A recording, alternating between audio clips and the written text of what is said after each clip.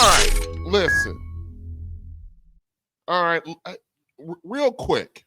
Let me talk to you. All right. Let me talk to you. And today's, I believe, is going to be a really interesting discussion. And I kind of went back and forth about how to deal with this, address this issue. But sometimes it is, for me, I don't know about any other person who share my reflection, but sometimes it is absolutely exhausting to watch people tie things to racism that has nothing to do with racism. And let me be perfectly clear. Let me be honest about my thoughts on race or racism in the United States of America. Racism is baked into the fabric in the pie of the United States. Nearly everything that we do, nearly everything that we say, every interaction that we have with another human being in this country has everything to do with race. And I know that there are those that will disagree with me with that. However, just because it has to do with race, that does not mean that everything is race first. If that makes any kind of sense to everybody, it doesn't mean that race is the driving force. Just because in this country, race is so prominent in everything that we do, from our consumer perspective, from our social perspective, through our capitalistic way or view of the country. But it doesn't mean everything is headed by race. Today, I ran across a clip, and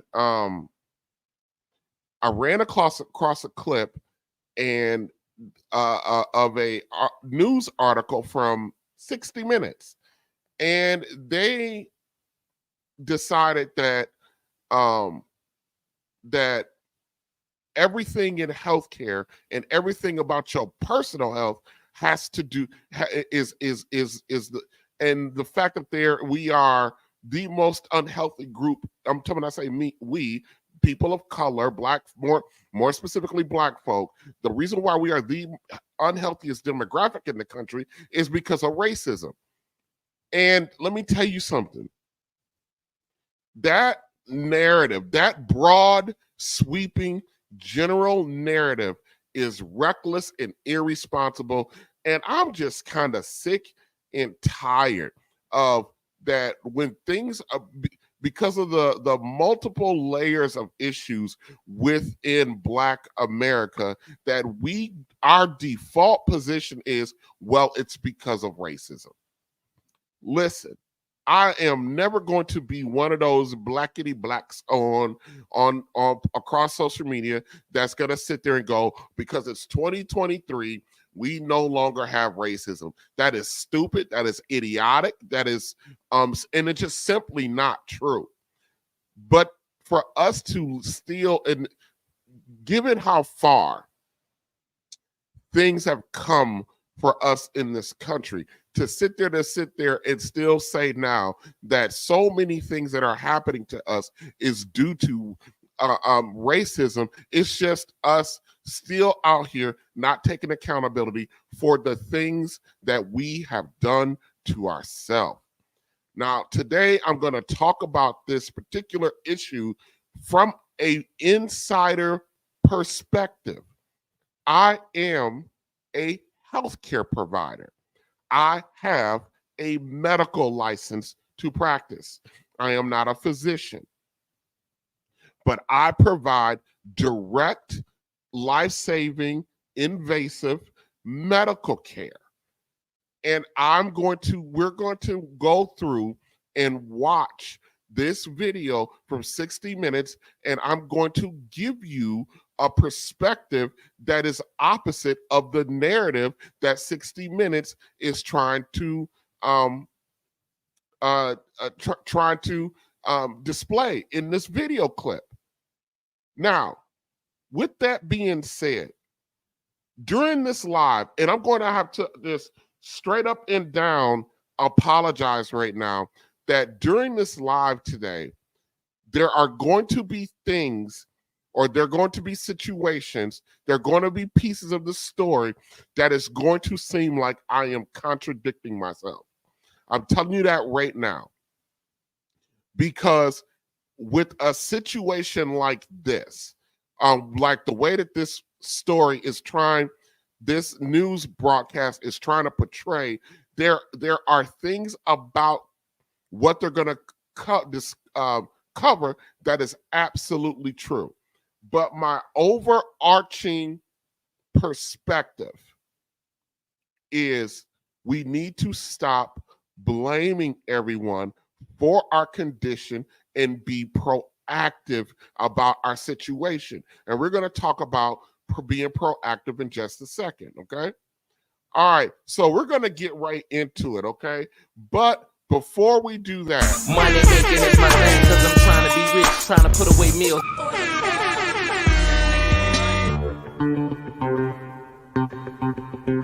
Here comes the money. Here we go.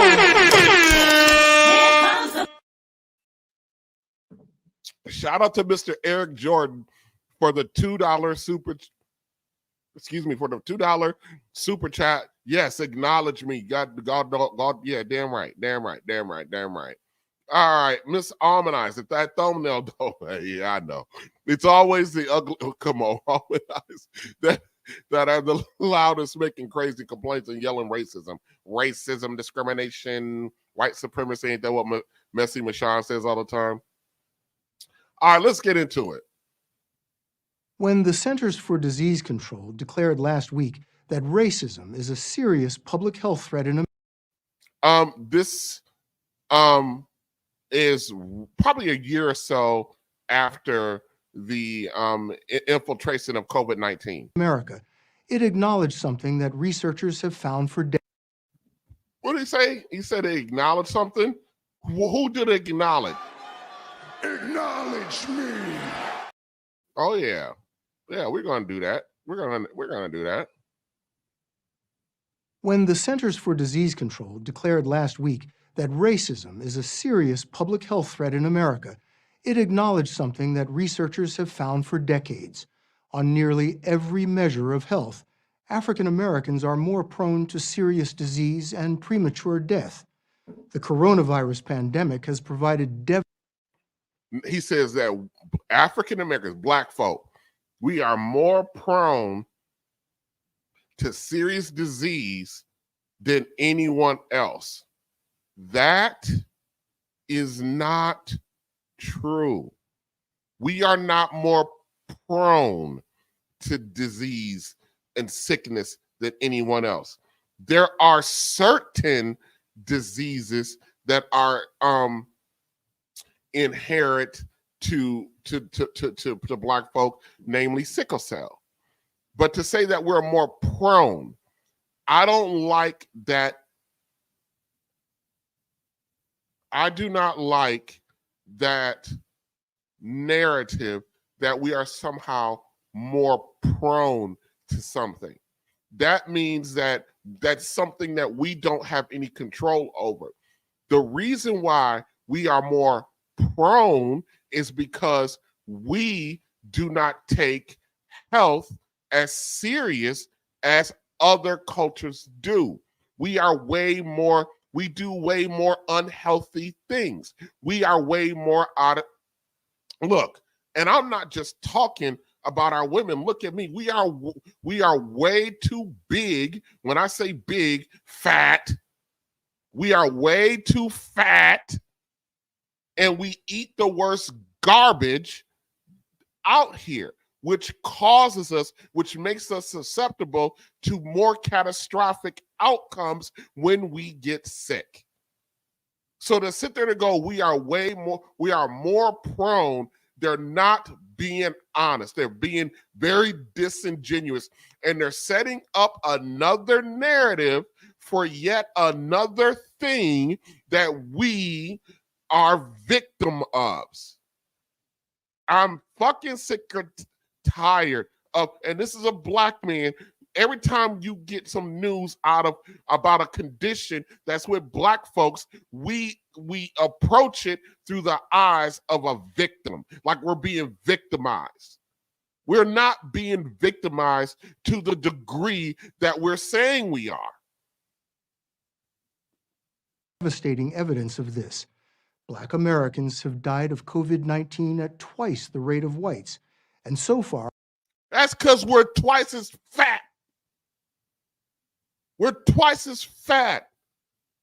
And the present company, when I left high school, and I was an athlete, and I went to college on an athletic scholarship. So I was like 180 when I left high school going into college.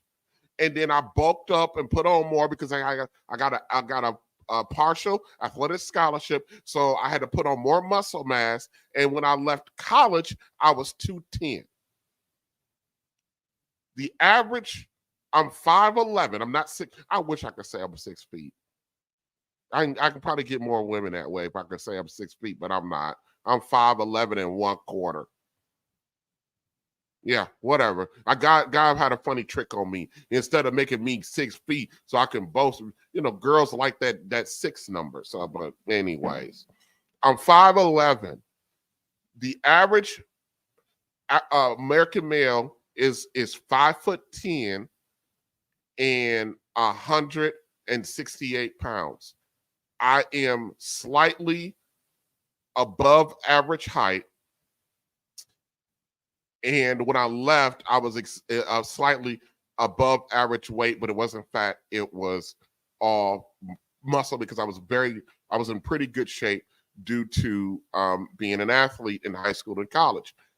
But since then, the last 25 years or so, I am now a smooth 345 pounds. And you can see it all in my belly. I still got a big broad chest. My belly ain't sitting and resting on my knees or nothing like that. But I have gotten too big. That's nobody's fault but me. So when I do get sick, I get sick worser because I am carrying excess stuff that I should not be carrying.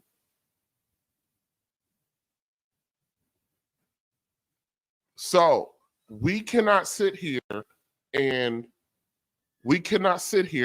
pretend because we have more health issues that's because we're being victimized. are being vaccinated at a dramatically lower rate. Poverty and unequal access to high-quality health care play a role in these disparities, but this is not a matter of genetics. Harvard researcher David Williams has spent his career showing what the CDC now recognizes. Racism itself can be a killer. Did y'all hear what they say? So racism is going out killing us now. Okay, sure. The story will continue in a moment. Racism is killing us. Imagine a fully loaded jumbo jet with 220 passengers and crew taking off and crashing today. And the same thing happened every day next week and every day next month and every day for the rest of the year. That's exactly what is occurring. Hello, everybody. Hold on a second. I forgot to start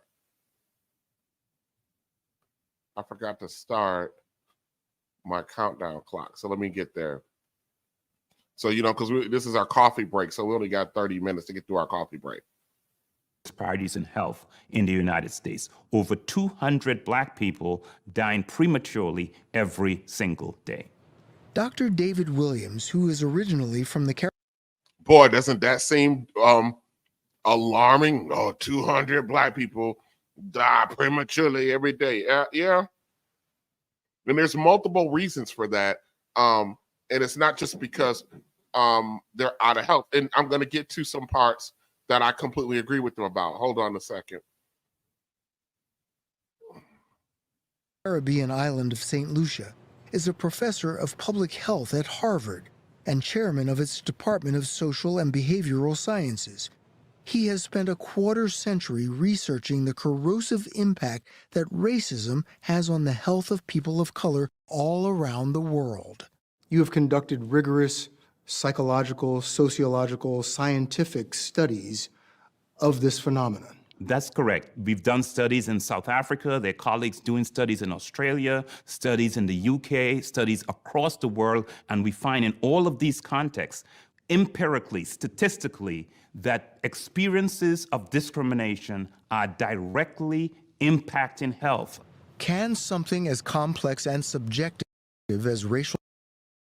So he's talking about a couple things here.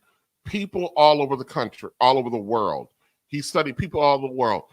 Our issues for Africans in the United States is very different than anybody else around the world. We have access. We have almost always have access to a different environment than anyone else. We have access to better healthcare. We have access to better food. We have access to better resources.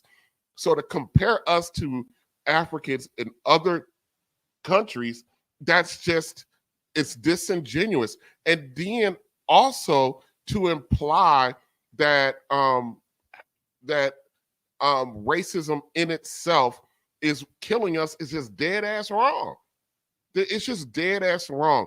And you gotta be, I'm a big data driven guy, but we gotta be careful of linking scientific fact versus something that's a correlation of something that or something that seems to be correlated doesn't necessarily mean that that's an empirical scientific data driven outcome.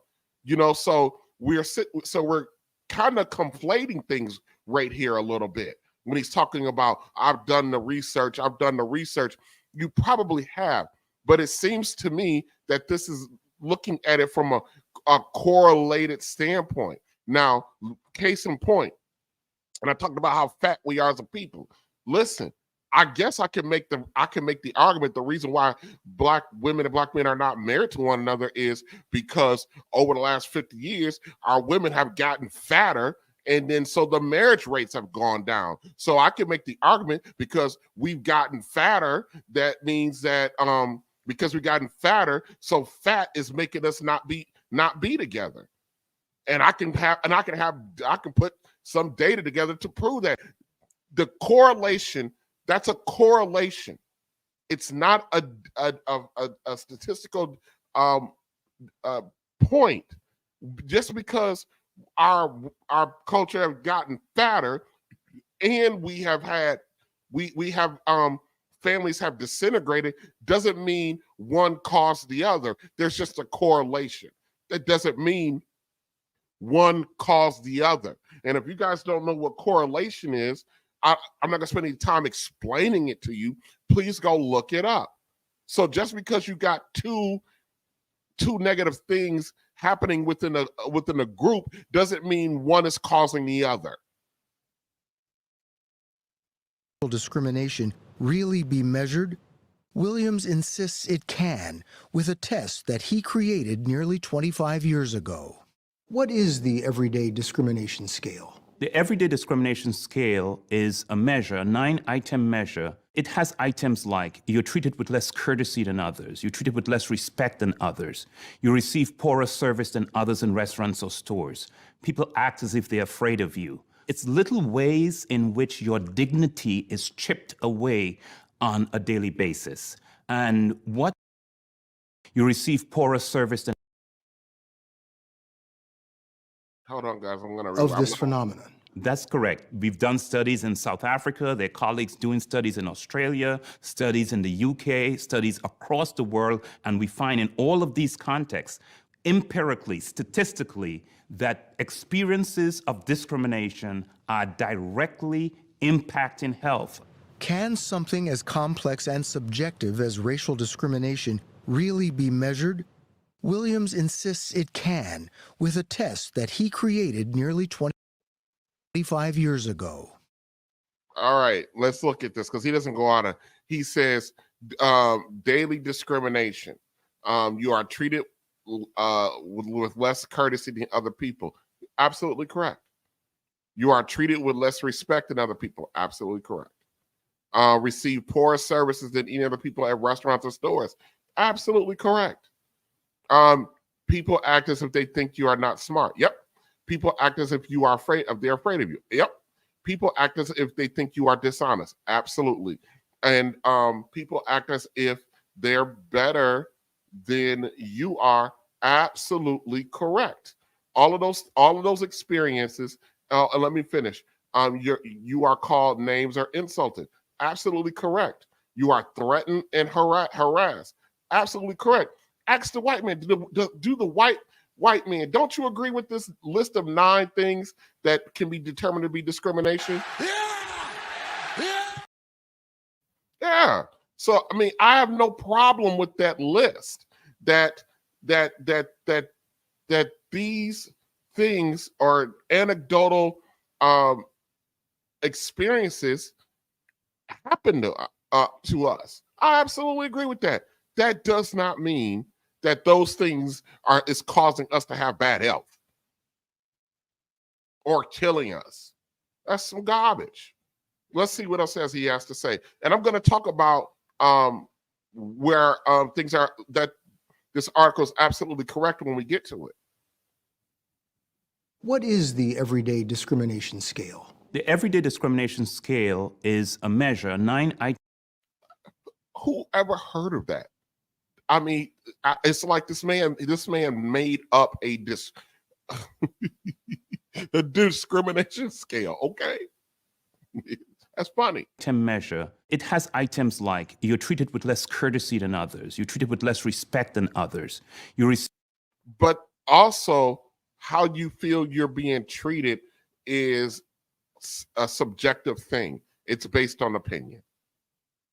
And I just went through these list of things and said, yes, we are impacted by those 9 things disproportionately than any other culture. Absolutely. I'm not saying that. But that doesn't mean that those 9 things is the things that's killing me or killing us. Receive poorer service than others in restaurants or stores.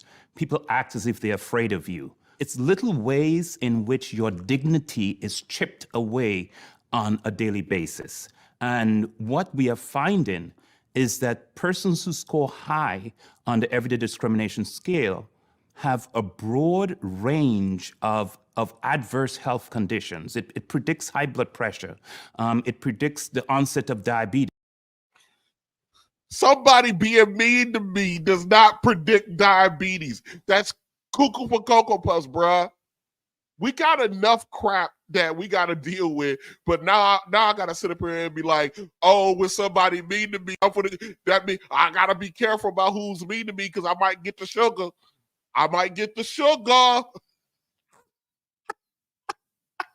Money making is my thing, cause I'm trying to be rich, trying to put away meals.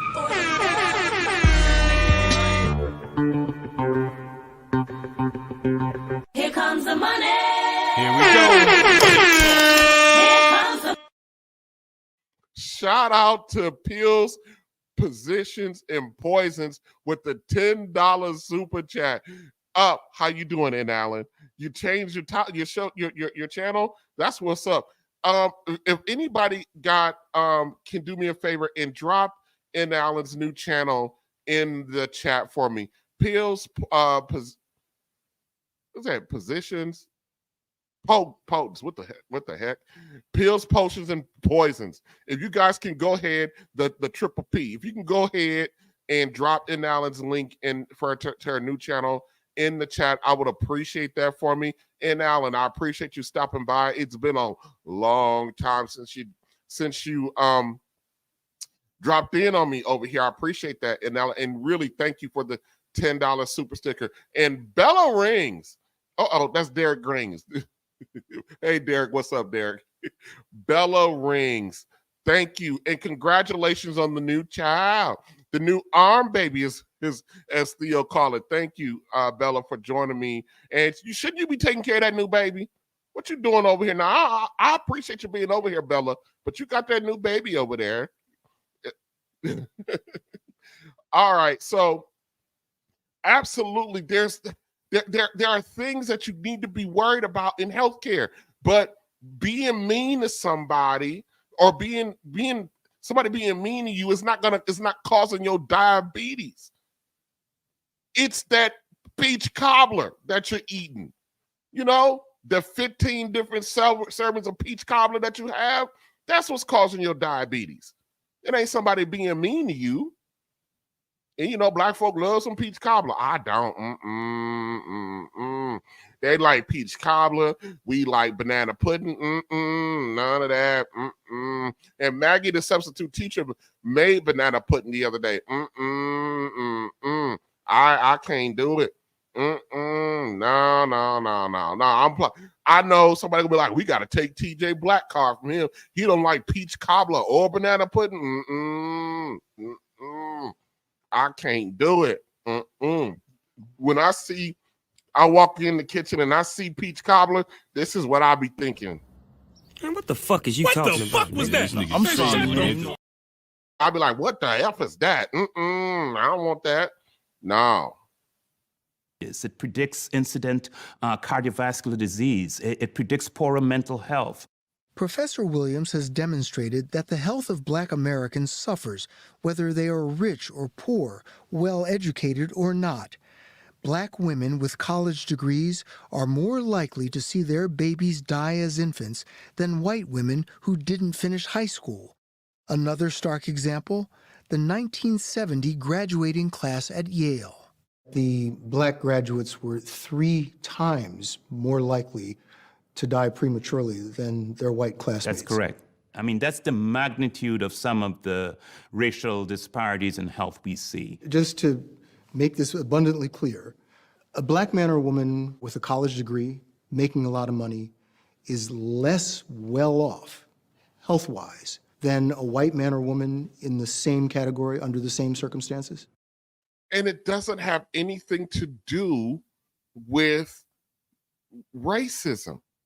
We are less healthy because we are less healthy. We don't make the best decisions all the time in regards to our health. And it's, believe it or not, it has become cultural. We celebrate the unhealthy. Just look at the state of our collective culture. We celebrate a lot of stuff that's just not good for us. That has nothing to do with us being racist because of racism. Racism didn't make me fat. I did. Why is that such a, why we still have some major social issues in this country, and we're going to sit here and waste our time trying to pretend like we fat and unhealthy because racism did it to us. Really? So we ain't got no responsibility for not a damn thing we do to ourselves. We ain't got no responsibility for getting our fat ass up and going for a walk. We ain't got no responsibility for eating 15 servings of peach cobbler a day. We ain't got no responsibility on that. We just, racism made me eat, 5 pieces of peach cobbler.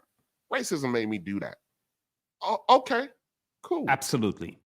David Williams' research shows that even when treated in the same healthcare settings, Black Americans are less well cared for than whites. Right. Where's